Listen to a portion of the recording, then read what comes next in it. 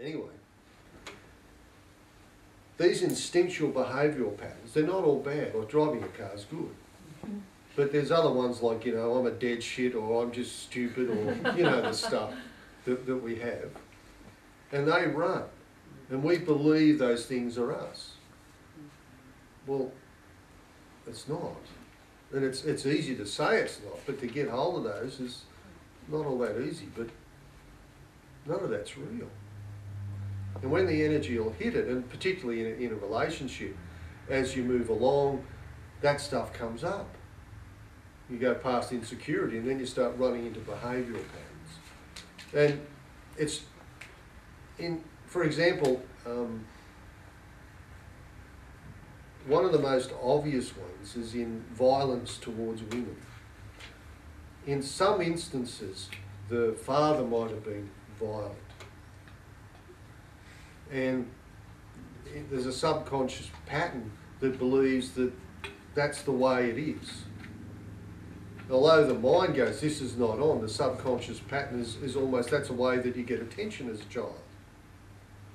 So what will happen is the subconscious, because it's unconscious, it sneaks around and it creates situations where one either attracts a violent male to do so, or can even push a normal male to a point of being violent, and the male will go, well, what the hell's going on here?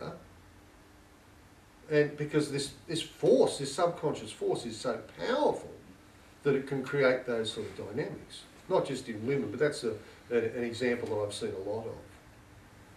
And that's a, I guess you could say, a form of unconscious magic. Yeah, it's all magic.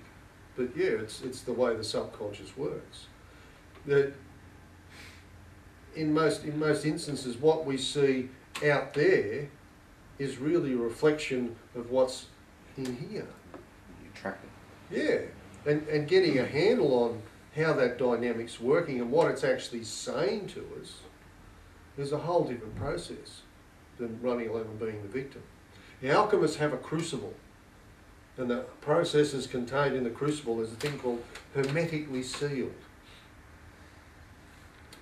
And that's even, you look on the internet and you see a whole lot of stuff called hermetically sealed now. And what it means is nothing can get out of that environment. Like a terrarium is basically hermetically sealed. It's a complete environment. And it's within that complete environment that the whole ecosystem survives and grows and carries on. Now, alchemy doesn't waste anything. The leaf matter that the extraction was taken from is not thrown away like it is in most herbal practices. It's turned to salt, and that's the part of its dynamic. So within us, not one part of our existence is irrelevant.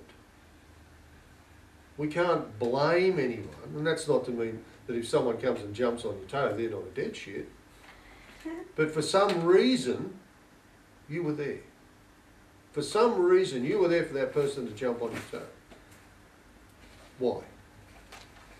Blaming is out the window, because we have to be self-contained to find the source of what's going on. Now, there are other things, subtle things that do act out at times, but that's a more magical story we might get close to. But we've got to be self-contained. Blaming, gone, because when you blame, you break the crucible, all the energy's released. Make sense? So, you know, we've got to really take responsibility for ourselves. Which is giving your power away. Totally. And, you know, that's, to say that, you know, I've dealt with people that have been raped and stuff, and to say that to someone that's in the trauma of rape or something is just not on. You know, I just get so cranky.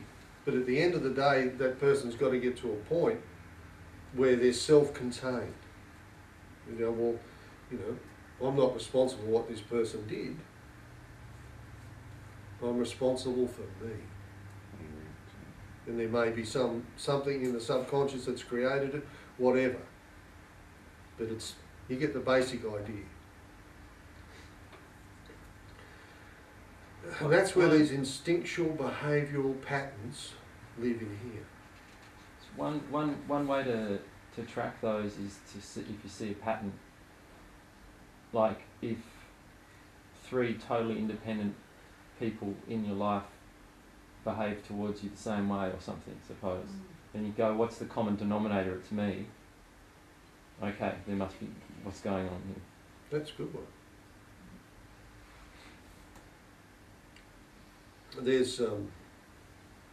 There's an energy about things when they're like that. There's an energy about them.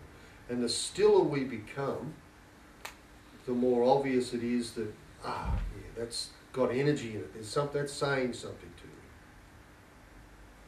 But I don't want to get too far out of step.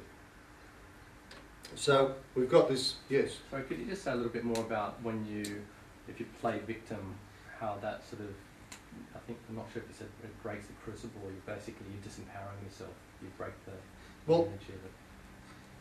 If we're self-contained, we're not victims. We take responsibility for even the shit that happens to us, why we're there, if that's the question. Yep. When we start to blame, we're throwing our energy away. We've got nothing to actually work through and transmute. Because if we can dump our stuff on someone else, oh yeah, I'm feeling better, wham bam, thank you ma'am, I'm feeling better now. And off we go and we do the same thing and we dump it, and there's people are like, the world's like that. We've got solicitors, we've got all sorts of shit going on that are blaming, and it's everyone else's fault. And no one's growing or going anywhere. There's no salt. Now, when you, back to the salt, when you work that stuff out and make salt out of it, you're starting to, you get ideas come to you from working through the stuff. You get realizations. Now when you take those realizations and you put them to practice, the dynamic expands and you see more and understand more. And the more you do that, the more you see and the more you understand. Now that tiny little piece that you had, that tiny little insight that you had that you put to practice again and again and again, initially is fluidic. It's not a solid thing, it's just, I'm doing this and it's working, but it's not really something. But as time goes on, it gets stronger and gets really solidifies in your being. It turns to like a stone. It becomes a foundation stone of your existence, or a philosophical stone. Does that make sense? And when it becomes a philosophical stone, you don't have to think about applying it, it just becomes a part of you. Does that make sense? Yeah. And when I said about the salt, when the salt is remarried in the hermetic marriage back with the sulfur and mercury, it's a whole substance. Nothing's wasted, and it becomes the wings of ascension or wisdom and all that sort of stuff. Now, if you look at what's going on out there, basically it's because there's no bloody wisdom. There's very few leaders have wisdom or even apply wisdom. And the stupidity that goes on with greed and God knows what else, there's all the stuff for the salt that's working through all that.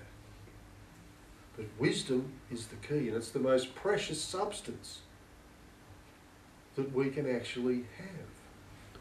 Because without it, we're all suffering. Make sense? Here, this part of our body is desires and ideals. So, if we look at ideals in the sexual relationship thing, if it doesn't fit our ideals, the energy gets up there and all of a sudden, well, this person is fat, and that's not my ideal lover, or they're the wrong skin colour, or, whatever bullshit that's going on. The energy gets stuck there. Then we start playing out a whole lot of garbage from there. Make sense? Yeah. So, again, strip away, strip away. Up here,